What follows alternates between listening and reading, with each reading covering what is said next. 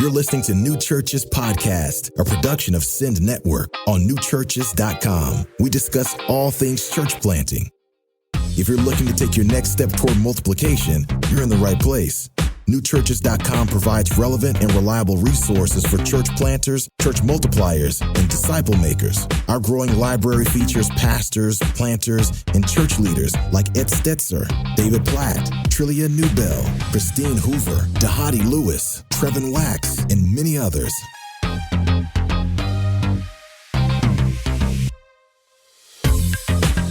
Hey, this is Ed Stetzer, and we have another episode of the New Churches Podcast. I was having a conversation with a friend recently about, he listens regularly to podcasts and just how helpful it's been. He shares it with his church planting team and more. We hope you do that as well. And as always, we hope you'll leave a review if you find these episodes helpful. We try to kind of slice these conversations in different ways to help you at different points of your church planting journey. So sometimes it might be on something exceedingly practical, like finding a facility.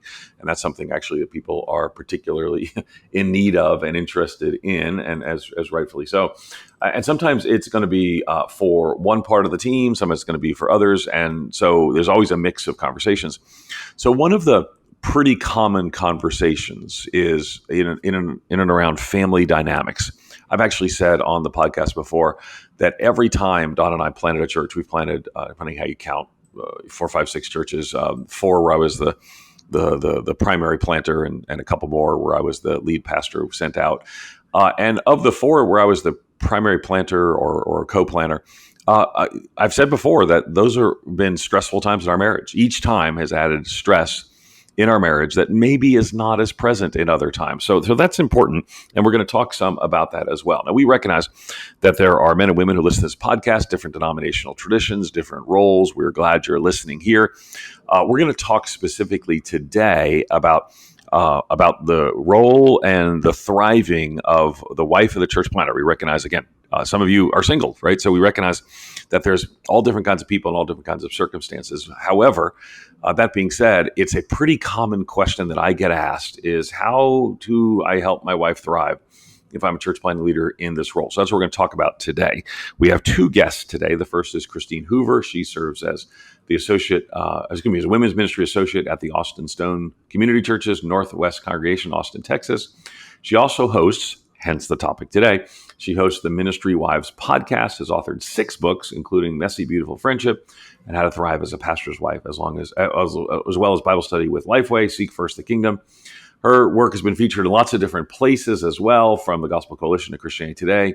She's married to Kyle, a pastor. They have 3 boys, and I don't know anything about that. I got 3 girls, but you can find her at her online home at Christine Hoover, spelled just the way it sounds, HOOVER.net. Kyle Hoover has been in ministry since 1998, serving on large and small church staffs and college campus-based ministries. He's the founding and lead pastor of Charlottesville Community Church, hence the church planting connection, in Charlottesville, Virginia, which, by the way, is a super cool town, but that's another story for another day. And now he's in a less cool town, Austin, and he serves there at the Austin Stone. Sorry for calling it a less cool town. When I lived in Nashville, the big news story was when Nashville was declared the coolest city in America and Austin lost its crown.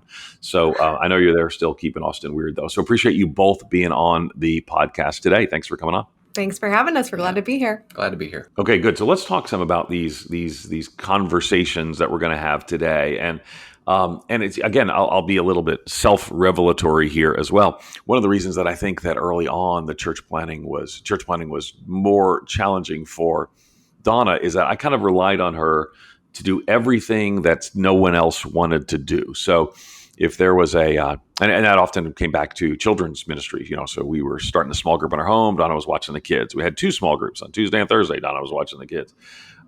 And later on kind of grew in my wisdom and said, I maybe shouldn't always just assume Donna will do what we needed to have done if no one else was going to do that. So, and I'll let you guys decide who answers this first, but, a lot of church plants, husbands rely on wives to help out wherever there are needs. And again, that sometimes looks like children's ministry, sometimes later women's ministry, but sometimes not. But how can a church planter support his wife in this kind of situation, finding the best ways to use her gifts in this role? So either of you jump in and let's hear from both of you, but you guys pick the order to answer. Go ahead. Sure. Well, I'll start. I think that my husband has done this well. I would say it's something we learned the hard way, just as you described. We started a church in our home, and I was watching the kids upstairs while there was Bible study going on, and I quickly was in tears. Every time people would leave, I was in tears because it was not what I was called to do. I was happy to help in the beginning, and I think most wives are. But I would say to husbands, the best thing they can do is to study their wives and have conversation with their wives about what they really are passionate about and gifted for. And as soon as possible, helping them kind of find their spot in the church plant that incorporates those gifts. And so Kyle noticed that about me, that I was kind of withering on the vine by not getting to use my gifts. And he went out of his way to figure that out, to solve the problem of, okay, well, what are we going to do with the children? And if it's not my wife, and he was creative about that. And to me, that was such a blessing that he looked for ways to take those things off of my plate and to allow me then to thrive in the gifts that I do have. I'm kind of like a little jealous that your answer, Christine, is that Kyle was awesome at that. I'm thankful we don't have Donna on the podcast right now, because her answer, I mean, it would be different today, but it was a while ago. Kyle, what would you add to that? How did that function? What did that look like? Well, I'm not totally surprised she said that, but I wouldn't say it was a smooth process either. But once I did realize that we had a problem, I think I tried to move quickly to respond to it. But I would say to church planters, have those conversations with your wife before you even begin the process of church planting, and say because that is, oftentimes when I talk to church planters, it's like the wife does the child care. Yeah. And I think that those are the things where it's like, that may be her heart and her passion, but that may not be at all. And what you do at the beginning, you then have to undo as you go. And so it's just you start at the beginning as a generalist, but oftentimes the wife can get a little bit buried. And if you don't have those clear conversations and don't have time frames for things. So I would, as you think about even just your corporate gathering services, even just talking with the wife of like, what are you passionate about, and how do we plug you in well to that?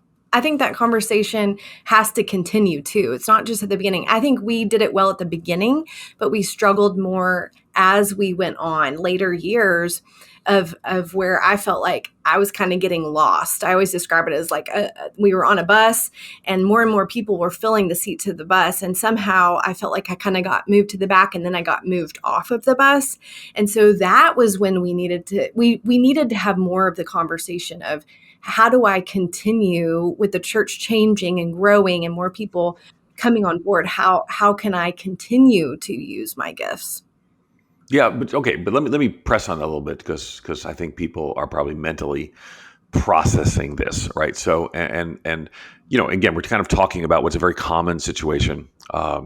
Not everyone has some of you are on teams, some of you have different roles, whatever it may be, but a very common situation. Like what you kind of described, Kyle and I have in common. We were both the lead pastors of this. Our wives were partners on the journey. So, okay, but somebody, like, it's right at the beginning, somebody's got to do this. Yeah. So if somebody's got to do this and no one else is going to do this, and basically it was Donna and me who were starting the church. So there's, for a lot of people in their mind, saying, but it's still got to get done. Does that mean I should just say, no, there's no one going to be watching the kids, or may I ask my wife to do that? How would you proceed around that? Well, like I said before, I think wives generally, they know all hands are on deck at the beginning, and they're willing to do that. So it's not that I'm saying they should never do that, or you can't ask her to do that. But I think it's having the conversation and saying, hey, there might be for a time, can you serve in this way? And she knows that, she's going to have to do things that she's not necessarily gifted for or passionate about. But I think what we're saying is the conversation is, I don't want her to get buried underneath that, because they're not continuing to have the conversation, and to be creative about ways the husband can help her to raise up leaders and then release that ministry if she is not gifted for it or not passionate about it. I think that to think about it framework of intentionality? Like, is the default or lazy approach to just hand that to someone, or are you being intentional to either, are you uncovering, turning every stone to find a different scenario that works better? Or is this just kind of the default expected thing that doesn't fit well? But then also the revisiting it often throughout time. Is this still working? Is this still what you want to do? Yeah. Yeah. And I think that's where I failed. And particularly in the first church plant, by the time I got to the second one, I got a lot more clarity and I hope was older and wiser. We did plant our first church at 21. So I need a little peace and grace around that. We were too young. But again, part of it was, as she would later articulate to me, it was just kind of the assumption that she would do that. And she was willing to help out. And I was willing to help out. Of course, I was teaching the small groups in the home. So what eventually we did is that we rotated it, and I took some of the rotation to sort of model that as well. So that's key. So that's great. Christine, from your experience, how would a church planter's wife navigate this with her husband? Where does communication fit into that? How does that all work? Yeah, I think that it's very important for wives to be very prayerful and aware of how they're feeling, what it is that they're wanting. For me, sometimes I would just be upset or, things don't feel right. I'm struggling here, but I couldn't necessarily name the specific thing that I was requesting. And so I would say to wives to really spend some time prayerfully discerning what is it that is not fitting you. Why are you withering? Why is this such a struggle for you? Because sometimes for me, it was that I was learning to sacrifice for the Lord. And so sometimes I needed to continue in something that I didn't necessarily, that was more uncomfortable for me. But sometimes I needed to request of Kyle, I need you to raise up a leader for this. Like, I can continue to do this for a certain amount of time, but I can't do this indefinitely. And so I need your help in this. And so for wives, I would just say, be prayerful about that, and then go to your husband with a very specific request for his help. What is it specifically that you need? What do you need to change? And how can he help you in that? And how would you seek to cultivate that kind of, I guess this is sort of like general marriage advice, but let's go to general marriage advice for pastors. So how would you cultivate that kind of communication?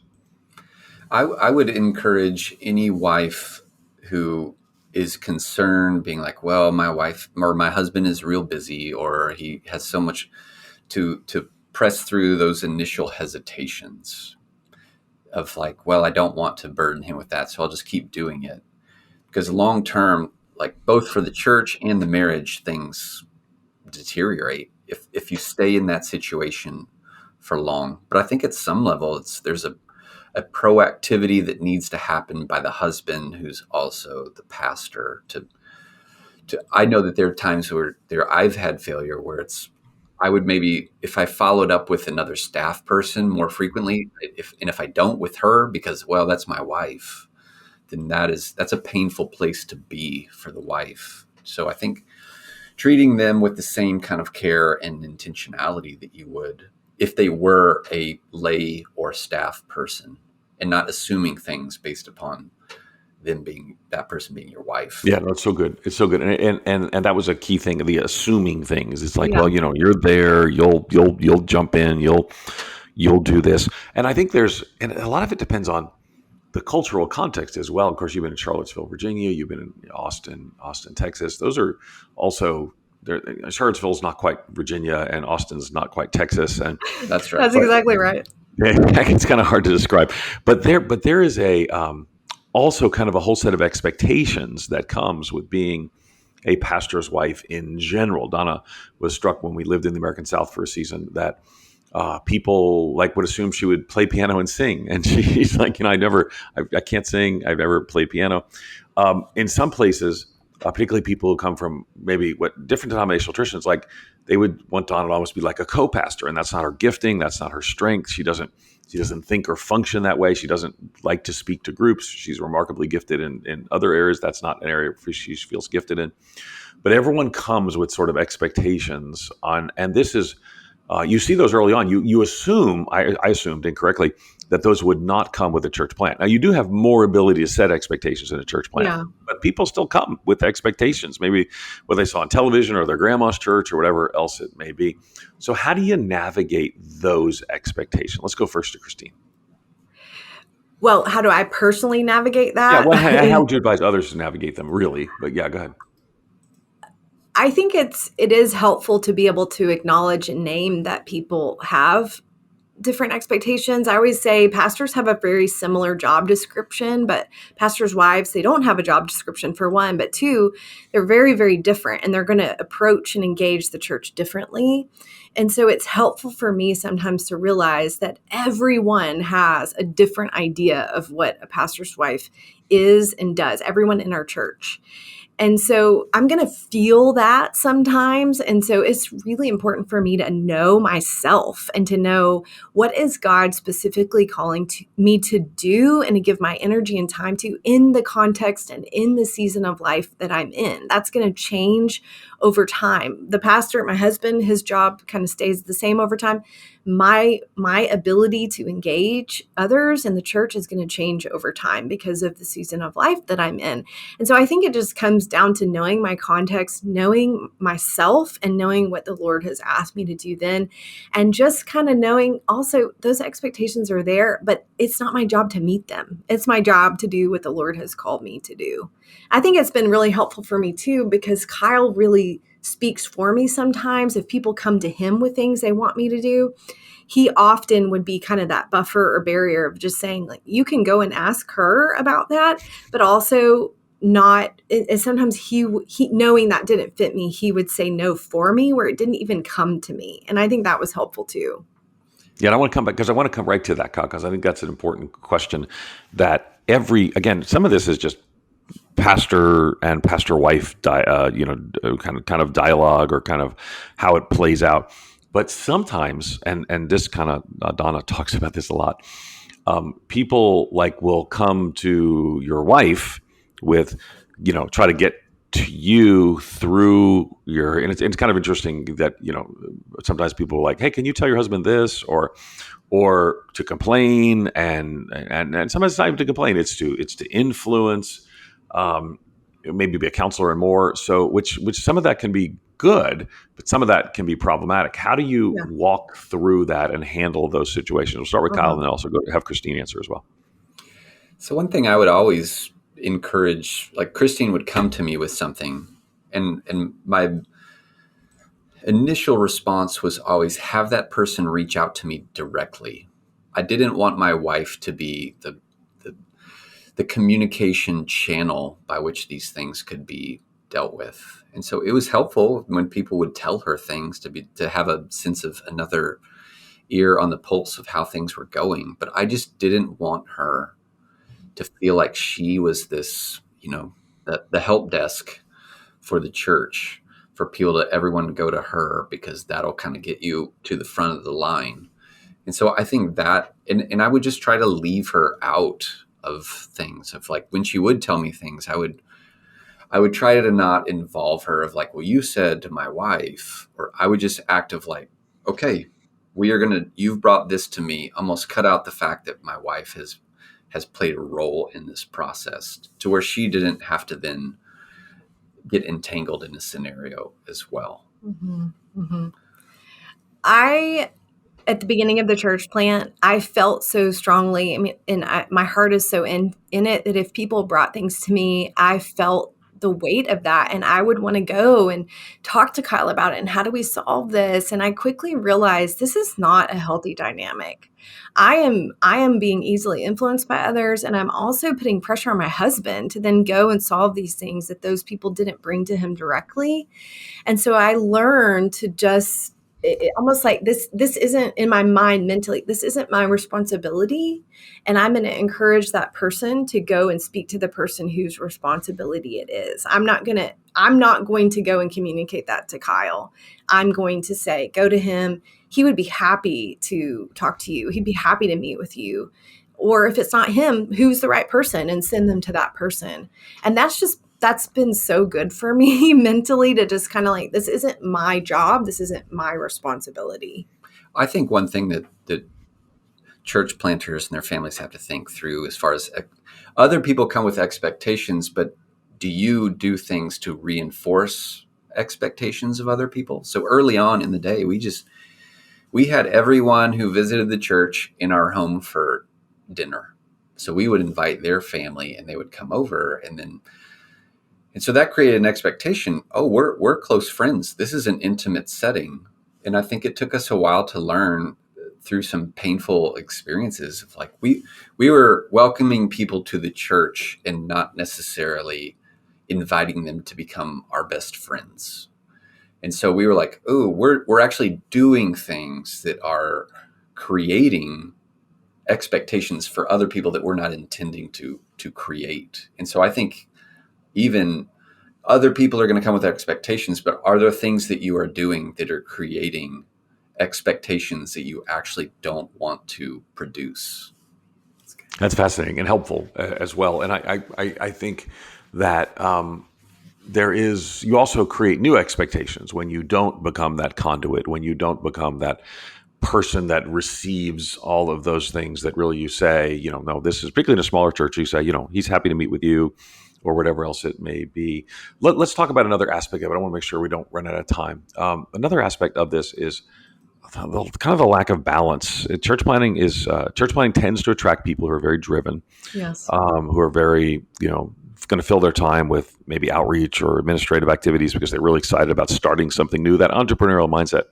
And that can often lead to a marriage and a family out of balance. Kyle, how would you encourage church planters to work on that issue? And then Christine, have you weigh in as well? So this was a fatal flaw for me because a friend told me, you're going to have to sacrifice everything, work insane amount of hours for the first 2 years, and then you'll be able to dial it down, and live a normal life. And so I took that and I ran with it. And so I went hard. And then at the end of the 2 years, it was never enough. It wasn't good enough. I looked at wherever we were, and I should have been happy and content, but I was like, wherever we were is not where I hoped it would have been. And so I created this standard and this pathway for unhealthy living where it's like, okay, well, just maybe one more year and we'll get to that point. And so I think one of the gifts, so I would not do that at all.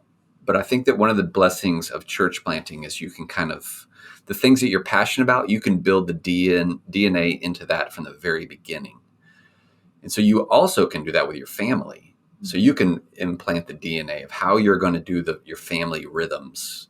And so I would say do that.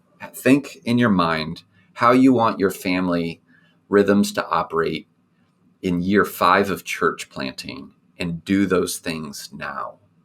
Because wherever you are after a certain amount of time, it'll never be enough for the driven church planter. They're always going to want more. But if you start doing it with I want to operate as a healthy family at the very beginning, it's going to be a lot better for you after year 2 and year 5. Mm-hmm. Good, Christine, you get to have the last word. We're going to wrap up the podcast, but I want you to kind of talk about this to the church planners who are listening. Yes. Well, the unfortunate thing is I also bring a lot of drive. And so that's good when it comes to church planting, but that's hard when it comes to family life rhythms. I would say for the wives, it's important. We've already kind of touched on this, but to be able to voice when you have a need or when you feel like you're drowning. I think we're told so much to sacrifice, and that's true. But at the same time, I buried my needs for the sake of my husband and the church. And about year 3 or 4, it all kind of came out in a lot of resentment and anger. And so I would say part of the setting the family rhythms from the very beginning, for me, I wish that I had shared more about what I needed, and that it's okay for me to ask for my husband to simply be a husband and not to always talk about church or church planting.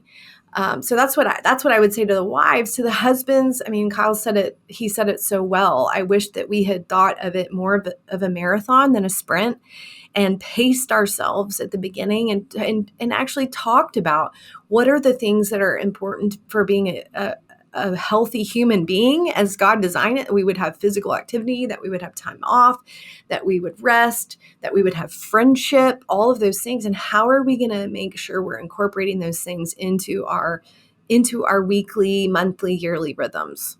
Super helpful and really, I think, essential for the viability of a marriage. I to be perfectly honest, I've seen a lot of marriages crash and burn and some not recover from church planting experiences. And I've seen some thrive. Don't hear just all negative here. We talk a lot about kind of pastoral health. If you're interested, at the Stetzer Church Leaders Podcast as well, you can just Google that, Stetzer Church Leaders Podcast. We'll put it in the show notes as well. Pretty recurring theme, because it's a real difficult time to be a pastor. It's a difficult time to be a church planter. So I hope you found this episode of the New Churches Podcast helpful, and remind you to leave a review wherever you download your podcast. Thanks so much for listening.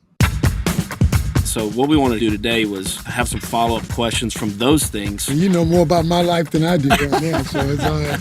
Dr. Tony Evans is an internationally acclaimed preacher and author. Listen to his story from the very beginning, start to finish, the life and ministry of Dr. Tony Evans. Episodes drop soon. Subscribe wherever and however you listen.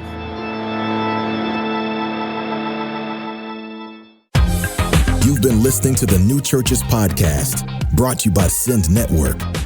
If you like what you heard, take a few minutes to rate and review us, or share this episode with a friend. It's the best way to show your support. To find more reliable resources to start your new church well, visit newchurches.com.